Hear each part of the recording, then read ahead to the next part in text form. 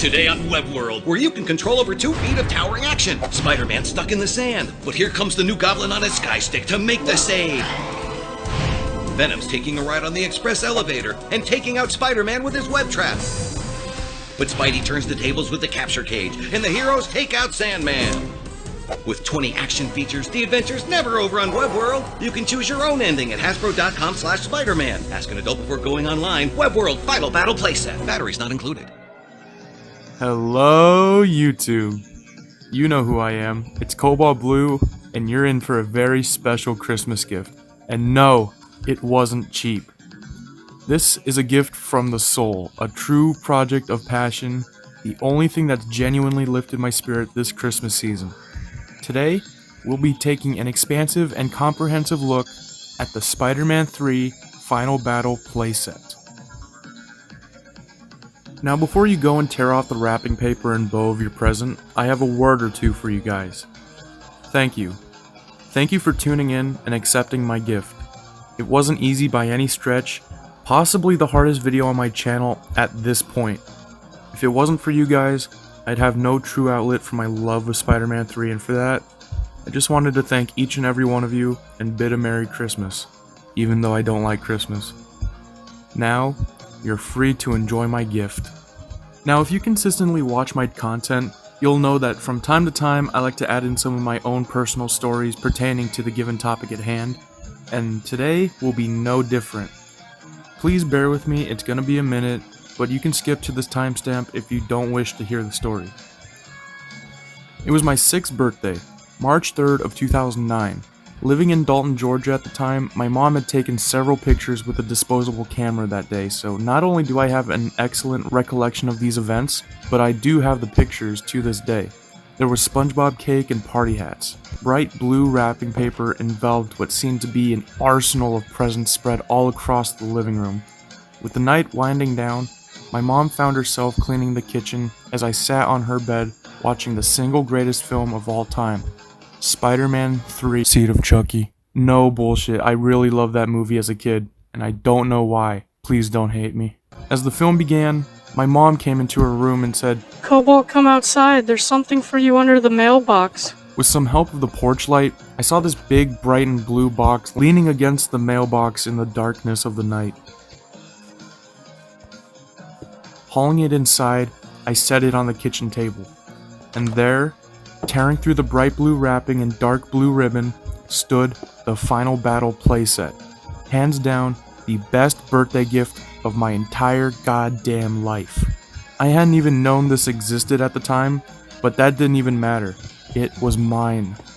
A beautiful memory was made, and I thank my mom for it. You can thank her too.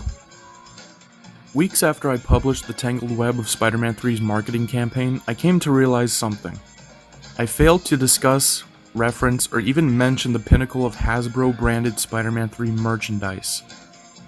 A distant memory, a rare gem, a hell of a lot cheaper back then, the Final Battle playset is what today's toy sets wish they were. Meaningful. Inspired by the 2007 Masterpiece's climactic battle, the Final Battle playset effortlessly captures the heart and soul of what makes the film so visually appealing.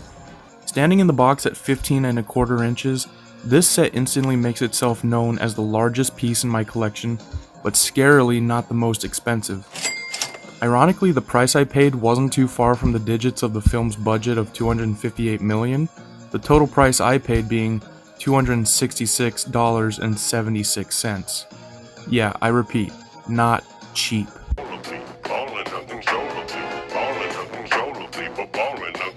Displayed with a window on the left side of the box shows a firmly secured Sandman and not so firmly secured Spider-Man, Venom, New Goblin, and his Sky Stick.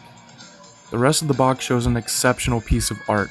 Sandman rising higher than surrounding buildings, reaching out to grab onto an escaping Spider-Man, the New Goblin hurling pumpkin bombs, and Venom swinging towards Spider-Man with murderous intent. Starting on the front and ending on the back, numerous boxes and blurbs go over all the 20 different features. This image also goes hand in hand with the Lost Spider-Man 3 Flash game based off the Final Battle. Go ahead and check out that video if you're interested, preferably after this video. If the art itself didn't seem ambitious, This flap will convince you otherwise. Lifting the cover lets you in on the sheer size the set stands at, a whopping over 2 feet tall, approximately 25 to 26 inches. The top and left side don't stand out as anything special, but the right side contains a picture, the set with promo pictures of 3 of the 4 characters. Moving on to the back shows a demonstration with 2 child actors playing with the set. The read-up included says, "Soaring high over an empty construction site, Spider-Man battles to protect the city from his 3 most dangerous enemies ever. Using material from the loose, sandy ground, Sandman has grown to gigantic size, and his massive fists crush steel girders like straw.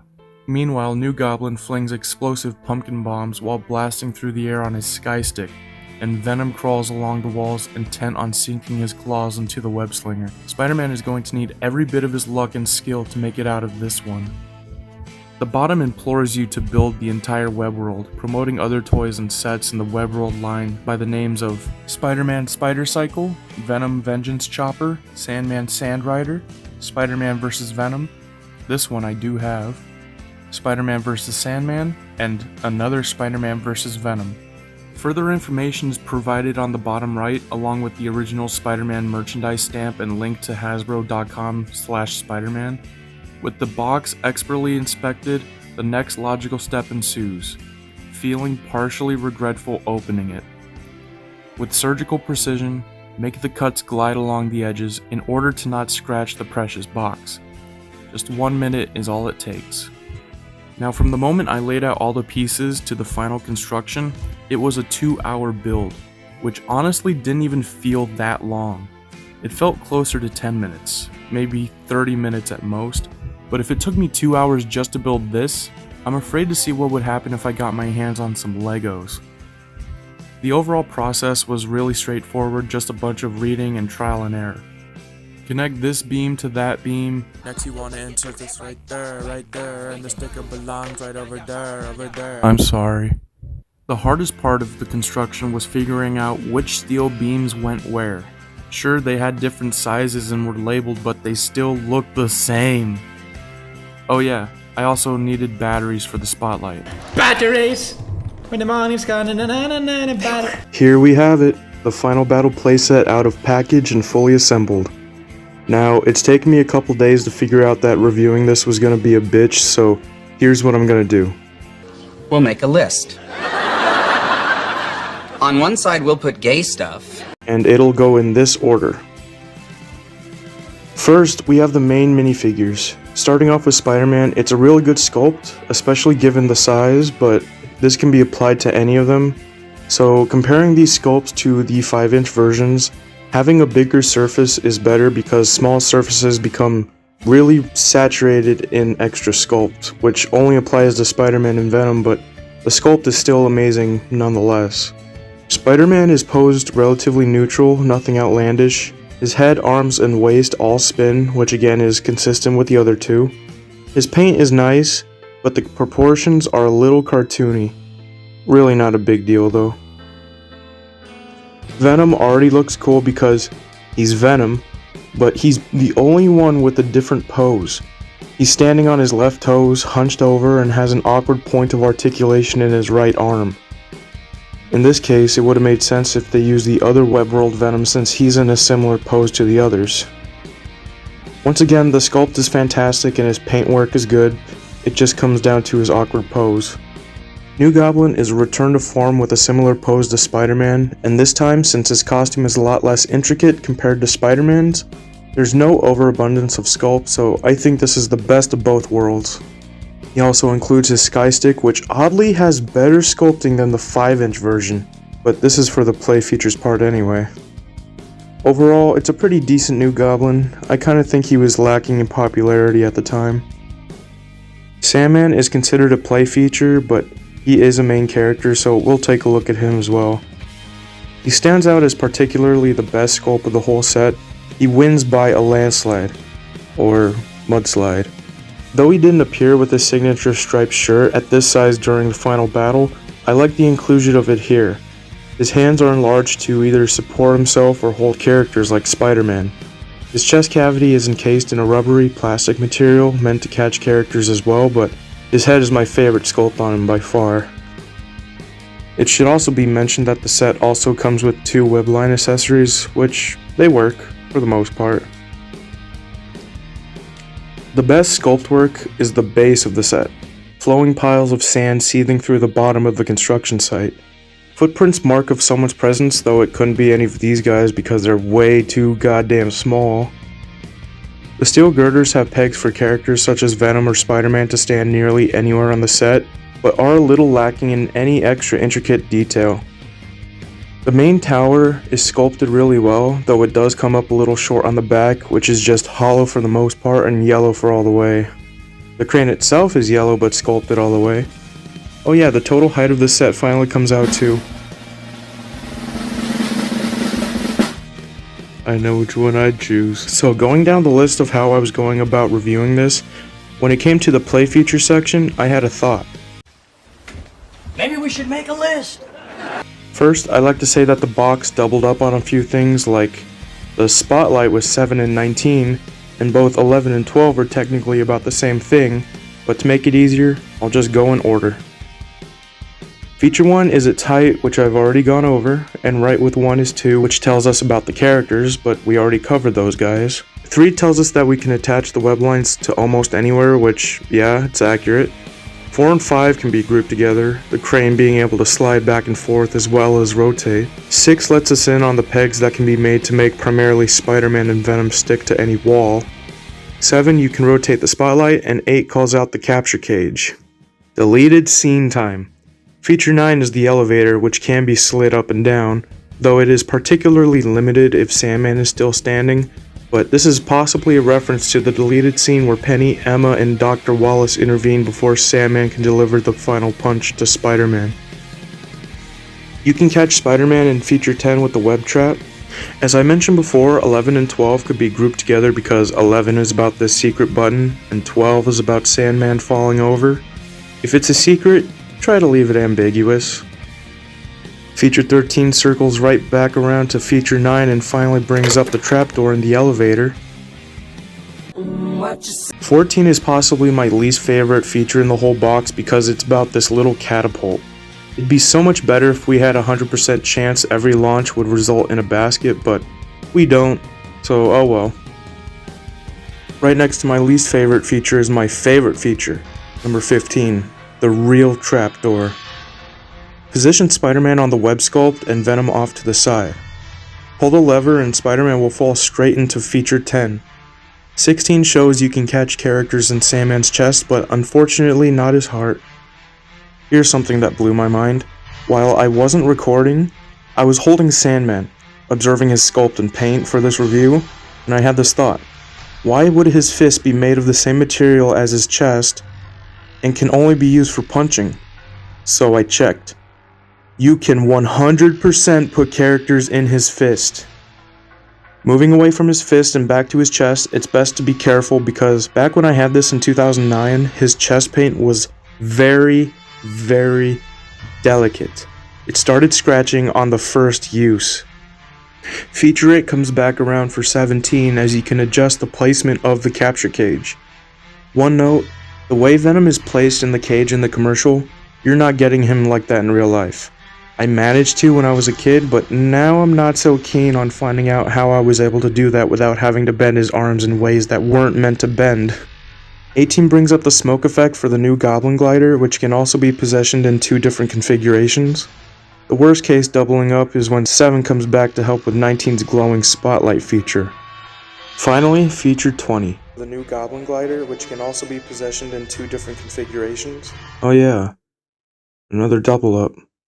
Finally, we're done going down the list of features. Next on the list, I want to test a few things. I want to incorporate ooze into the set. First, let's put Venom under the scaffolding with Spider-Man on top.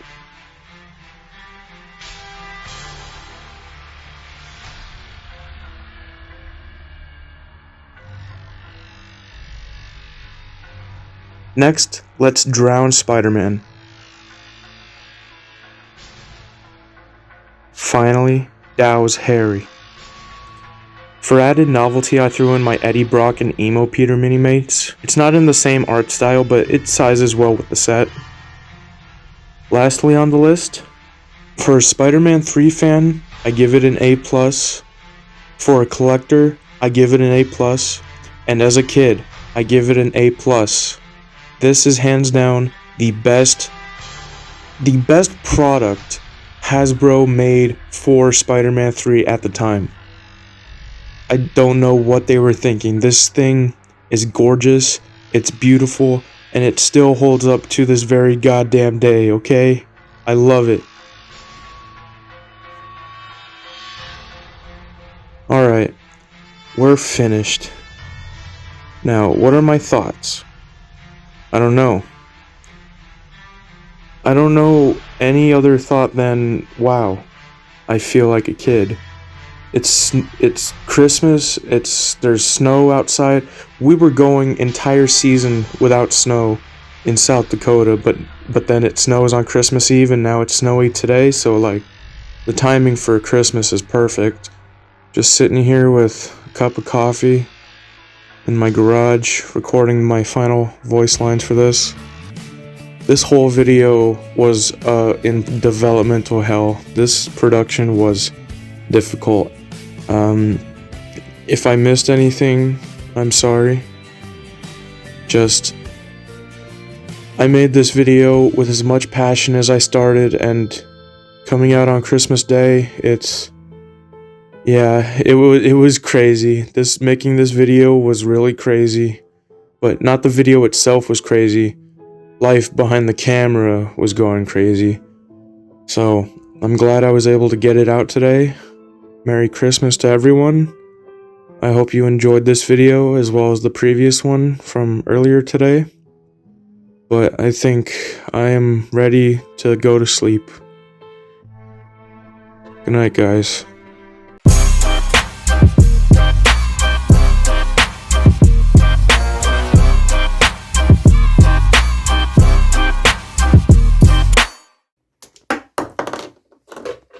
Sally, come on.